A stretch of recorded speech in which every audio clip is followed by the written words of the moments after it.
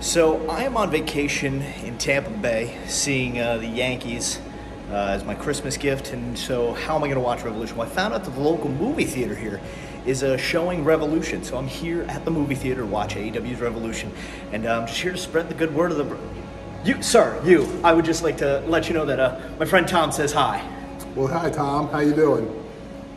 You're watching the Wrestling Nerd broadcast. Now here's your hosts, Tom, Nick, Ryan, and Dave. It's you, it's me, it's NRD. It's you, it's me, it's NRD. Uh-huh. Let's start the show. That is right, ladies and gentlemen. It is you, it is me, it is NT&D, and welcome to episode 112 of the Wrestling Nerd broadcast. And as you saw in our opening, that's right, ladies and gentlemen, I am back in New York, but last night, or Sunday night, I was in Florida. I met Nick, and we went on a date. It was very romantic, I must say. It was Love so to hear. sweet. You do love to hear. It was a lot of fun. Nick is very tall as well. It is confirmed. I haven't met Ryan, but I can almost confirm that I, at 6'1", am the shortest person on this show, other than Harold and Gerald, and it's mind-boggling. 6 foot, Dave. What? I'm 6 feet tall. No, I'm 6'1", and you're taller than me. No, I'm not. Yes, you are, Tom. We have the photos to prove it from the wedding. Go back and watch episode 95. But yes, we met at the AMC Theater in Tampa, Florida. Right? Were we in Tampa still? We were in Tampa, Florida, yes. Okay, I didn't know that. Here comes Tom measuring himself, ladies. But yeah, Don't so right now. this is the content you come to see. 6 foot sexiness, Tom Sasso. But so yeah, we had the idea to watch Revolution together while I was in Florida, and we found that an AMC theater was showing it, and it is quite the experience, I must say. So to break it down, a ticket for one person is what was it, $26? I think it was. It was $26 for per person. So I mean, technically, if two people are watching it together, it makes sense to get it at home and away. But it was such a cool atmosphere. It was the next closest thing to being in the arena. I feel like people like I don't know about I'll let you speak to it yourself, Nate, but I feel like people warmed up as the night went on. Like people were like slow, like at the beginning they were very quiet and whatnot, just talking, but like at the end in the Iron Man match, everyone's like, oh, and people were just Yep, going nuts during definitely. the death match.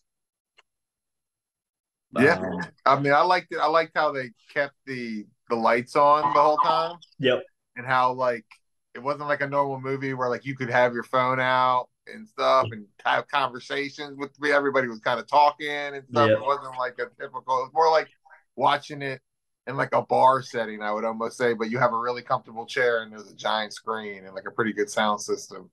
So I mean, it Yeah. was fun. Yeah, they were very smart to leave the lights on because like obviously unlike any other movie, like you and I each got up like three or four times. You gotta go to the bathroom, you gotta get out more stacks or whatnot.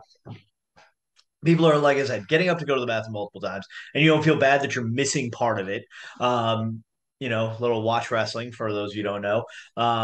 You're going to get snacks multiple times. Like I'm pretty sure everybody in that theater there was about 50 seats, I want to say roughly, and I think every seat but the front row because you don't want to watch wrestling like this. So I'd say about 40 people in that theater, and everybody got up multiple times and kept coming And back for more everybody seats. had So, they had wrestling shirts on, yep. hats, they had merched out. I mean, it was Yeah, cool. the only thing that I was slightly bummed about is we found a Reddit feed that like gave a description of a previous um event. I guess it must. I don't know if was that an AEW show that they had watched on I that thing. believe so. I don't. I may have been Could all have out or been the something. WWE show too. I don't know. Yeah. But like I guess it probably also varies like city to city and like the shows and whatnot. But like we found a Reddit thread that was like they had like a host and they were doing trivia and giveaways and whatnot. This was just, you walked in and there's Jim Ross calling Mark Briscoe and and the Lucha Brothers versus Stokely Hathaway's friends or Mark Sterling's friends. But no, it was really cool. The camaraderie of everyone, like everyone kept to themselves. but was loud enough that everyone was having a good time and reacting. My biggest fear was like we're gonna go in there, everyone was like, shh, holy shit. That's why I've always been weary of doing the theater, because I'm like, are people just going to be quiet? Yep. Or are people going to have fun? Because, like, to slightly segue, like, I went to Raw in Grand Rapids a week or so ago, and, like, there was a group of people. We were 4 rows from the ring. I just want to, like, we had very good tickets, and there was a group of guys in front of us that just weren't, like, having fun at all. And I'm like, you probably paid for these tickets. I did not. I got them for free. And you're just like miserable. So that's like a big fear of mine is out here. Are people going to like be okay with having fun?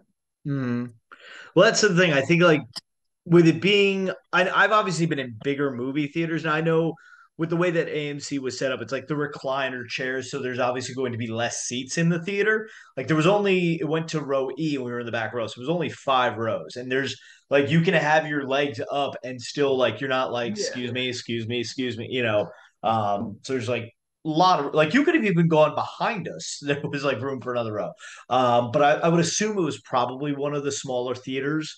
We were in theater 17. I think there was like 20 in there. So I want to say for the Patreon members real quick too, that 100% Cocaine Bear was being shown in the theater next to us. And every time I go to the bathroom, I would hear screaming and a bear growl. And I'd be like, that's Cocaine Bear. But okay, continue on. Sorry, I just wanted to make sure that was known. Complete segue and plug of the Patreon, by the way.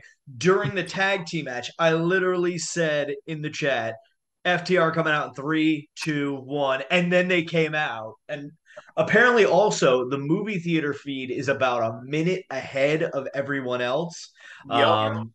So we were kind of spoiling stuff at times, so I kind of felt bad. But I was like, I paid $26. I'm getting all my, I'm getting the spoilers in here. But so I guess like we originally were gonna go see it at a Regal theater, but so I had looked at it earlier in the day, and then when I looked at it again, it was not there. So uh, I don't know if that was sold out or not, but that was also general admission seating. Like you didn't have assigned seats, whereas at the AMC we sat in row E, seats 3 and 4, which I'm personally a fan of anyway. But yeah, I think like because people are reserving these tickets, those are people who want to watch this pay-per-view. They want to have fun.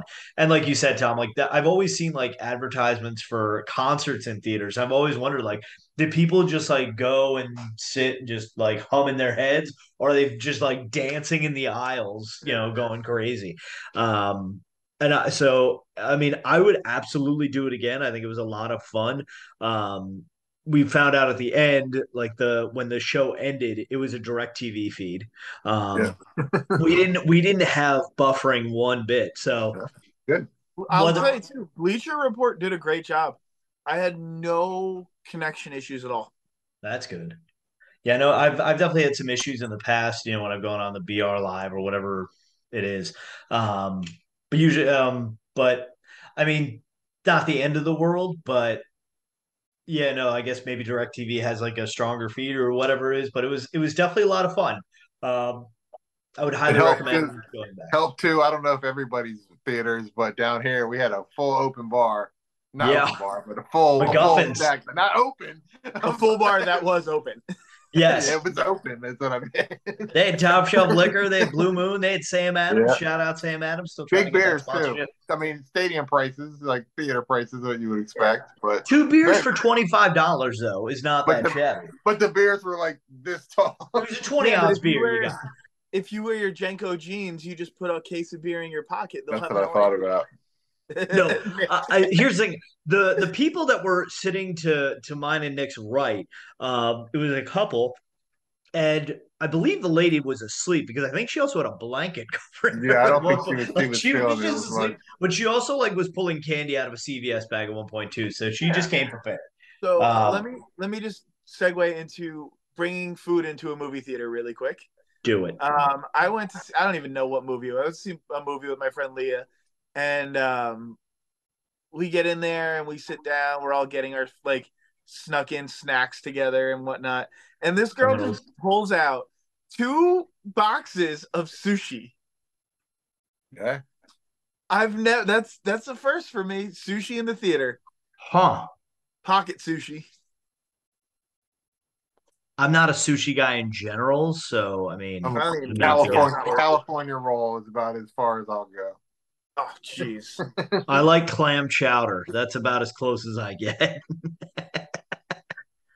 Speaking of California, though, should we talk about our missing nerd here? Yeah. So Ryan is on vacation right now, but he did go to Revolution and sent us a lot of pictures and videos. And it looked like a great time. He went with the Dave himself. It looked like. Yes, he met up with he pulled a Nick and went on a date with a guy named Dave, Uncle Dave. I stayed at home and watched it by myself. I'm so sorry, Tom. But hey, you got to point to the WrestleMania side. And I'll see you there at WrestleMania, my friend. You, me, and George in the ring at once. I guarantee it's gonna happen, my friend. I just want to be the king. But yeah, so Ryan had a good time, but I'm sure he was having some flashbacks, similar to the Kid Tyson after having a drink thrown on him just to see the Iron Man match going overtime. And I'll say this: I think being in the theater versus being in my home watching that Iron Man match definitely helped. And I'll say this. Something I read on Twitter to talk about with the Iron Man match. It's like if you're into sporting events, nobody goes back and watches like a full 3 hour baseball game, no matter how classic of a game it is. Like, I'm a Tampa Bay Buccaneers fan. I've never gone back and watched the entire 2 Super Bowls that they won. You know what I did? I watched the highlights, but I obviously watched both those games in their entirety live. You know, so I think it works, but it's not one of those ones that you're going to go back and watch in its entirety. Um, that being said, I thought the Iron Man match was a lot of fun. I think they broke it down. They almost broke it down into mini matches in points. Like you had your technical spots, you had your just hard hitting spots, you had your minor hardcore spots, you had your spotty spots. Also, big unsung heroes in that.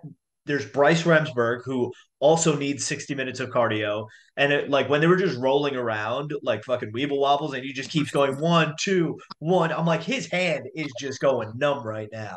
But not only Bryce Remsburg for the physical work he had to put in, but the commentary team too is going for an hour, and they have to keep you excited, and they can't like really say the same thing twice in 60 minutes. So that was just very impressive as well. It is arguably one of the most. It's what got to be one of the best singles matches, at least in AEW history. I think I was very entertained by it. There were points where I thought it could go either way. Um, and I'm just very glad that it went into sudden death overtime so that we can start another petition. So, but so what else do we want to talk about with this card? I mean, I want to talk about the Iron Man match a little too. I mean, you can vouch for this, but how many times leading up to this was like, I just don't know if we need to see MJF and Bryan Danielson fight for an hour. I don't even know if I need to see it. And I was like, this match is going to take forever, this and that. But I felt like it moved pretty good. It kept us entertained the whole time. I mean, I think it was one of the better Iron Man matches, honestly. I thought it was good. And I was fully thinking I was not going to like it going into it. I completely agree with you. We talked about that going into the theater. I think what definitely helped was the fact that there were multiple multiple falls throughout the match. And I forget who I mentioned it to.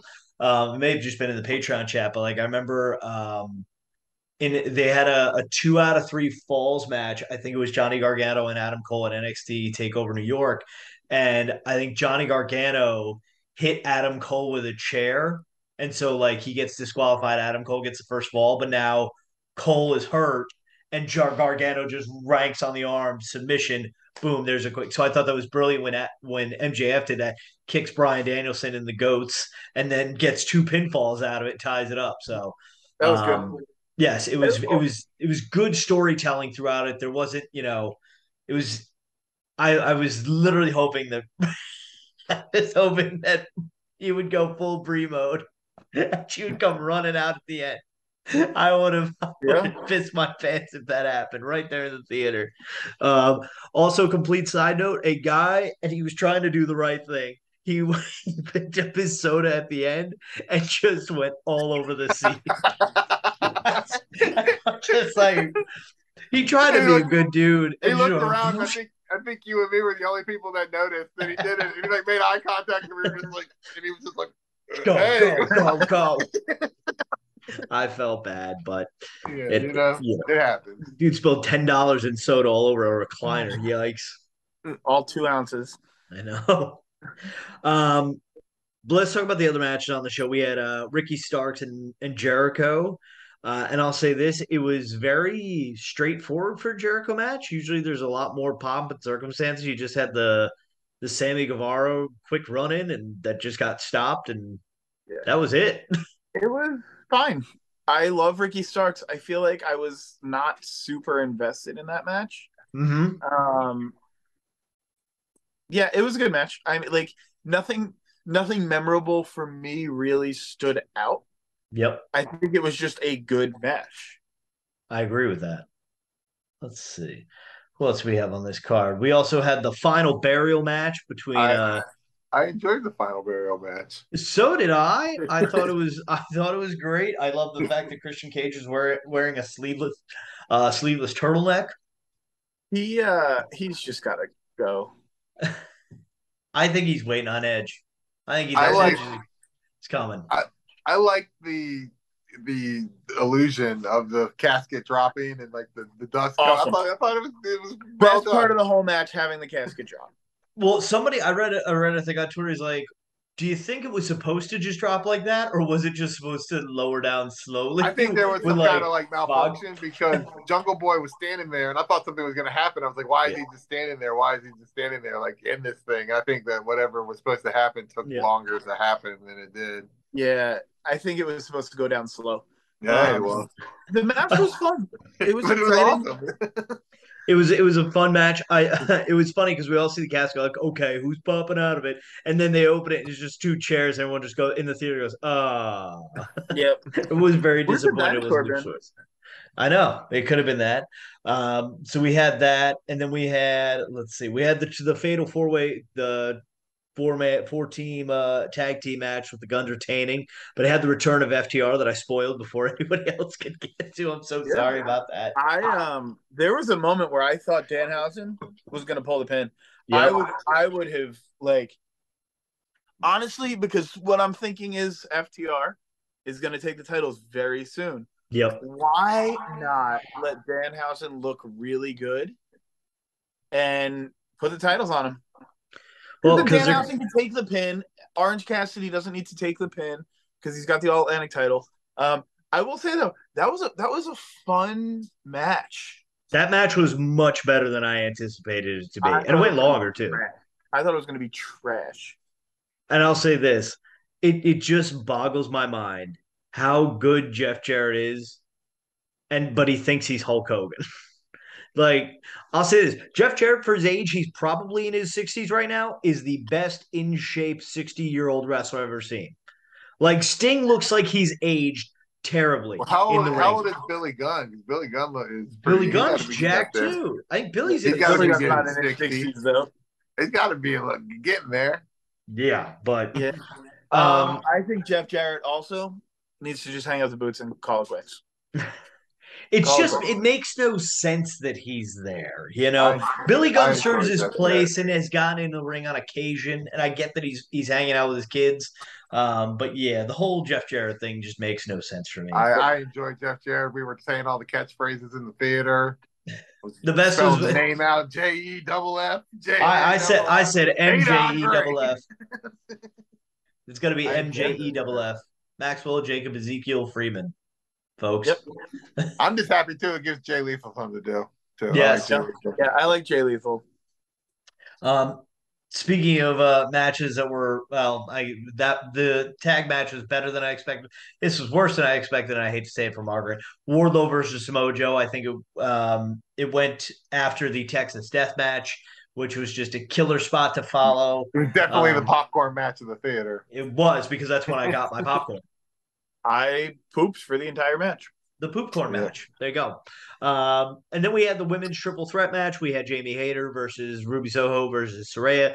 Of course, Jamie Hayter retained her title, but then afterwards, Ruby Soho attacked Jamie Hayter and Britt Baker, joining forces with Saraya and Toni Storm. Storyline, it makes sense. You know, she is an outsider. She's from WWE. She's not original. It makes all the sense. I thought that she would cost Hayter the match and help Saraya win mid-match. I just don't like those kind of stories where they're like, "Oh, we just beat the shit out of each other for 20 minutes, but now I'm on your side." Wahoo! Yeah, Boom. same thing. It kind of makes no sense. I'm excited to see who the third woman's going to be on the homegrown. Rebel. No. Well, you know what? You could do it as a red herring, in which it is like they're saying it's Rebel, and then like Rebel gets taken out backstage. Oh shoot, who? We need a third person. Something. Who? Willow Nightingale. Love me some Willow Nightingale. It makes sense because she tagged with Ruby. It makes sense, and I think it would really push her character over, and I think it would be great for her. Willow did have a great tweet last night. She had like tweeted before the match, like, "Let's go Ruby," with like emojis and whatnot, and then at the end she like quote tweets as like, "Oh." That was like, good. It was very good. Speaking of very good for an AEW women's match, because they're hit or miss. This was pretty good. Yep. I will say I felt like Ruby was a little rusty. Yep. Jamie Hayter looked incredible. Saraya was her usual. She's okay. But okay to look at. Good match. I don't think so. Well, that's your own opinion. But speaking of things that were big screen. Yeah, it's quality on the big screen. Speaking of things that were good to look at, the AEW Trios World Title match. Good match. Woo! Unexpected outcome, I'd say, for me.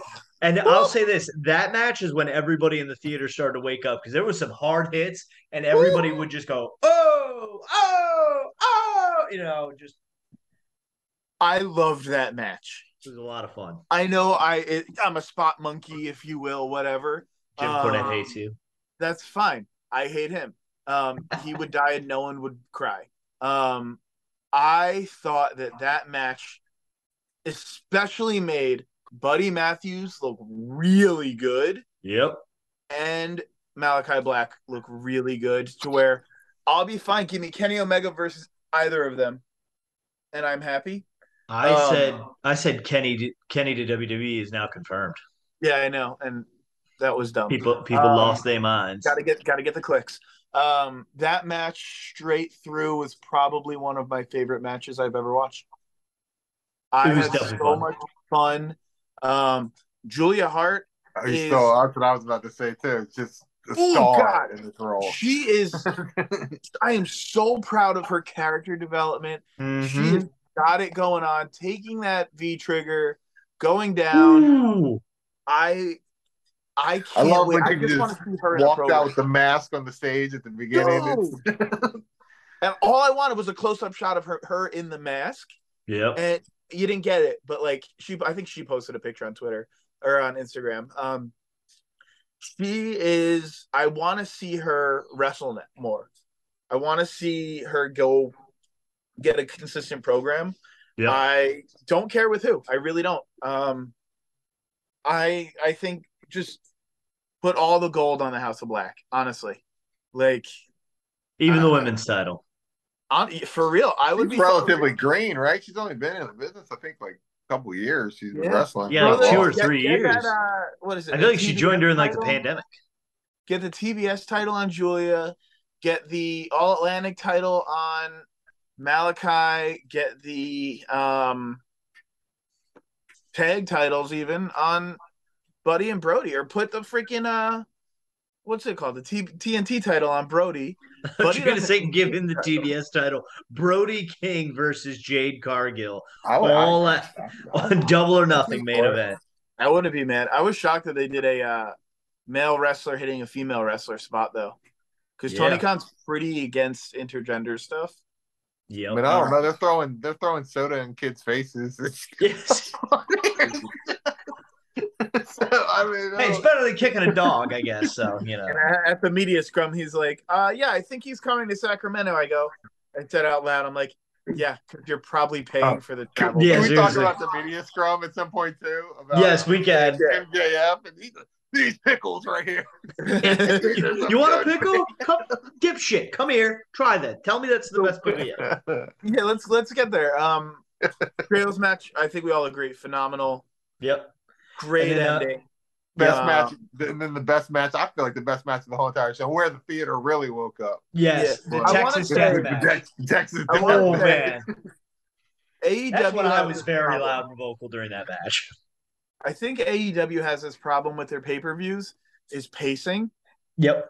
It doesn't work to where like by the end I'm either tired or disinterested because it's just there's a handful of matches that aren't that exciting. Mm-hmm. And it's just I think they just need to go like back and forth. But the pacing, it was not right to where there was like a handful of matches after that. I was like, phew, like I don't need anything else. I'm good. Well, Second besides $50, call it a day. Well, maybe I'm wrong on this, but I only think that the Iron Man match and the Texas Death Match had like a hype video for it. I don't think anything else did because it was just like I think they went from the Texas Death Match to Wardlow Joe, boom, like. And then wins and then go to the next match. Like, there's no break. You notice every WWE match, and I understand because they're on a streaming service that has to have commercials in it. Like, you're gonna get those breaks in between everything. For you're either watching like a Totino's Pizza Roll commercial or a Biggie hype video for like a documentary. So there's always gonna be that space there. So it lets stuff breathe. But I think AEW would. But I think like AEW needs something, whether it be like a segment, just something in between, because you can't like go from end of match to start a match that quick. Like you've just gotta let it breathe. And I would also like to say this in terms of pacing. Can we not have an hour-long pre-show that starts with a match and then is just pre-shows build up and then start the pay-per-view with a DraftKings commercial? Like come on. That's ridiculous. I've said this before on the show. I don't know when. It's the one thing modern pay-per-views are missing is the backstage segments more. Yes. Like you look at like the old Coliseum videos and like the old WWF pay-per-views. There were bits, there were stories, there were like vignettes. Oh my god, like a vignette.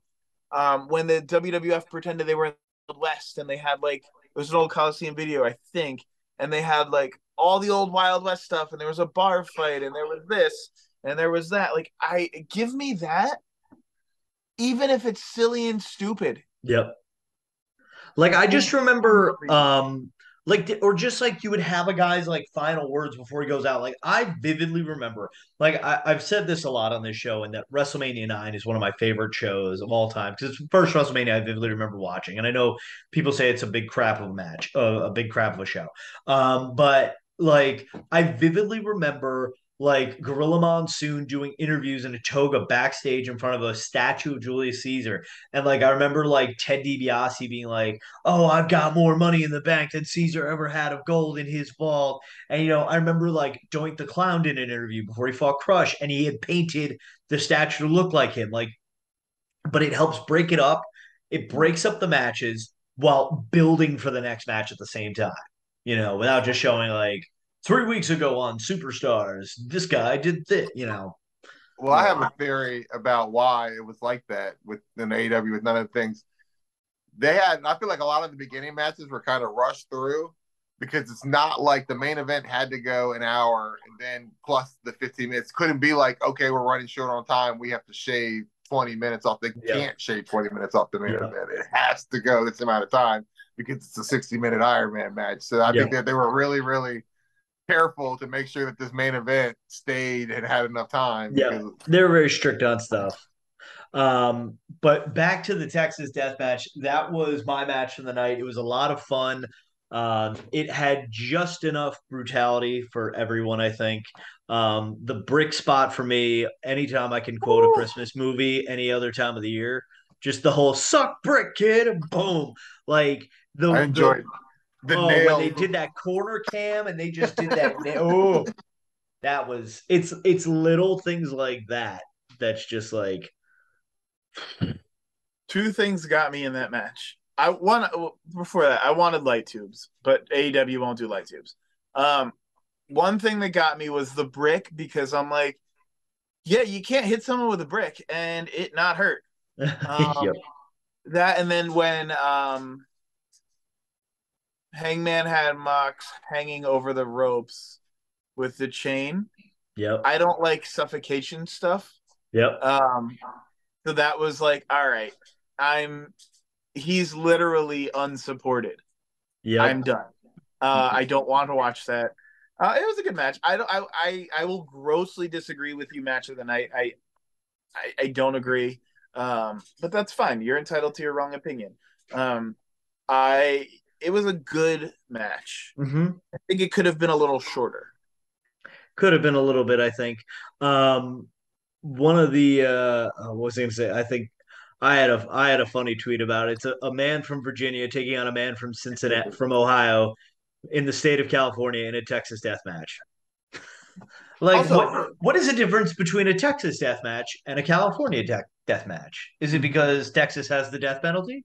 Can they not have a Texas death match in the state of California under the California title name? there was someone tweeting about it, like argumentatively with a wrestler, and like Taz chimed in, like, "Yeah, dipshit, it's a theme, like it's a type of match. It doesn't was mean just take place in Texas." And I'm just like picturing Taz saying that as Taz, and I'm like, "Yeah, he's over it." I'm still patiently waiting for it's the a Florida gimmick, death bro. match. What's that? I said I'm still patiently waiting for the Florida death match. Oh, jeez, it's just a pit of gator. Listen, I'll say this: Crocodiles, synthetic marijuana. as somebody who visited Florida this past weekend, I did not see a single cop anywhere outside of the George M. Steinbrenner Field. Okay, didn't see a single cop anywhere, and I saw somebody who was hit by a cyclist that was hit by a car, and I did not see an ambulance or a cop anywhere near. Were they standing up? They were on the ground. I mean, did it look like they were dead, or did it look like they were probably going to make it? I don't know. I just saw somebody checking like they're dead. I mean, this is all important. I'm just saying. Nick's like, well, if they're on the ground dying, it's already too late. So why? If they're on the ground, it's hot. They're cooking. It's over. They were off to the side, like they weren't like blocking anybody. They were off to the side, and that's not. I mean, that's they were blocking. They were not blocking. That's their problem. Yeah, you know. Somebody will come along eventually. Yeah, somebody else will call 911. It's fine. Don't worry about it. But yeah. I don't know. When we got into our car accident, I'm sorry, I'm going off the thing. We waited 90 minutes for the police to show up before they finally came. Florida is a wild town. Man to come from Georgia. Florida's a wild town. And speaking of wild, the main event, like we talked about, was the Iron Man match in which MJF threw water in a drink in a kid's face. It went to overtime. Ryan Crossley is fuming about this because he's just having PTSD over Mania 12. Ryan just needs to stop attending Iron Man matches. That's where I see the problem is. Kurt Angle versus Brock Lesnar, no problem. Just saying. Ryan. No Ryan. So, but yeah, I think overall, I'd say it was a good show, top to bottom. Nothing was terrible. I mean, Samoa Joe and Wardlow, I think just it's whatever match followed that Texas Death Match in a way. Mm-hmm. You know, just it was not in a good spot. And I think anything that had to follow that wouldn't have been great. So I think the overtime was fun. The oxygen tank, we were saying like, oh, once that was in the ring, like, oh, I guarantee you he hits Bryan Danielson with that. So good. Yes, it was pretty fun. But I'm like, I'm pretty sure Bryce Remsburg was looking right at it when it happened. I don't care. He hit him so hard with that. Boom. Like I think I said in the theater too. I was like, nothing like hitting the guy that had to retire from head injuries and the oxygen. Well, I saw the same thing on Twitter. It's like, man, Soraya took a lot of bumps on her head and neck during that match. So, um, You got I something also good? like the spot where like MJ, like Brian Danielson had MJF in the LaBelle lock or whatever after like MJF had put the ring on, and Bryce Remsburg just comes up, yoink, and takes it off his Yeah. finger. Bryce was So the MVP of that match. Yeah, Bryce was yes, good. I like the part too where it was like he was gonna hit him with the belt, and then Bryce was like, "Just do it, please, do it, here, be do my it." guest, you lose. Yep. That was pretty funny. It's like, oh, look, a referee thinking smart for a change. Um, Yeah, Bryce is good ref. yes, very good job there last night. Um, so yeah, let's wrap this up by talking about the media scrum. I watched some of it on my flight home. Like I fell asleep. Ricky Starks was talking. I woke up. Wardlow's talking. So I think I I missed didn't some of even it. get that far. I got like halfway into MJF Yeah, segment. MJF. Woo! I'm starting to think Punk's got to Lost come back at some time because during that match too, he's yelling "best in the world" a lot. Now he could just be poking fun at the whole thing, probably. but MJF, They're I sad. don't know if it was intentional or not to have those pickles up there to Oh, it mock was. the He even had Muffins. the towel around his neck. I mean, I seen Yeah, a picture of Punk's media scrum and his media scrum right next to each other. It was 100%. The whole thing was a Yeah. CM Punk troll. The whole press Yeah. conference. just the fact that they had those pickles up there. I'm just waiting for him to be like, these are way better than muffins. Yeah. And how he made the one reporter come eat a pickle. Yes. You want to try one of these? No, but the best was like when he's like trying to take the pickles, his cane, and his belt. He's like, take these for me. Like I was waiting for him to just dump the pickles on the person who was helping him. That's why I think everyone was scared to go up. Yeah, that makes sense. MJF walking in there with no microphone and immediately going off and being so loud.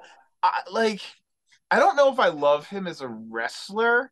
He does good work. I just don't think he wrestles often enough for me to like be like, yes, he's a phenomenal wrestler. Mhm. MJF opening his mouth is it's untouchable. Yep. It's untouchable. Like what a piece of shit.